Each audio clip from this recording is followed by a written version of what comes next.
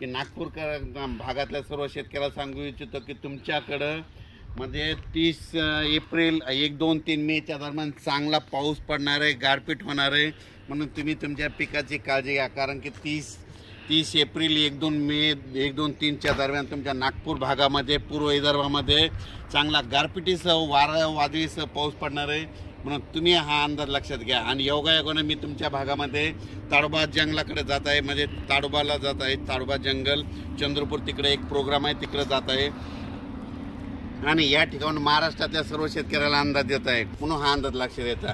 त्याच्यानंतर कर्नाटकमध्ये पाऊस पडणार आहे, तेलंगणाला पडणार आहे. त्याच्यामुळं काय होणार आहे, जे कर्नाटकच्या सीमालगतचे जे भाग आहेत, म्हणजे उमरगा झालं, नांदेड झालं, त्याच्यानंतर धर्माबाद झालं, त्याच्यानंतर धाराशिव, जत, मंगसूळ या भागामध्ये पावसाचं सत्र ह्या 5-6 दिवस चालूच राहणार आहे, म्हणून हे अंदाज लक्षात द्यायचा.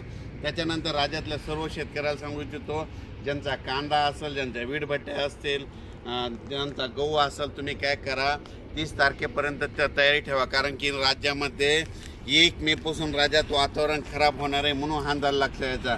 सांगायचं झालं तर मधल्या याच्यामध्ये उत्तर महाराष्ट्रात देखील 1 मे 1, 2, 3च्या दरम्यान एक पावसाची शक्यता आहे, म्हणून उत्तर महाराष्ट्रातल्या शेतकऱ्यांना अंदाज लक्षात द्यायचा. त्याच्यानंतर पश्चिम महाराष्ट्रातल्या शेतकऱ्यांनी 1, 2, 3च्या दरम्यान पावसाची शक्यता असल्यामुळे त्यांनी हे देखील आताच पूर्वकल्पना म्हणून अंदाज लक्षात द्यायचा.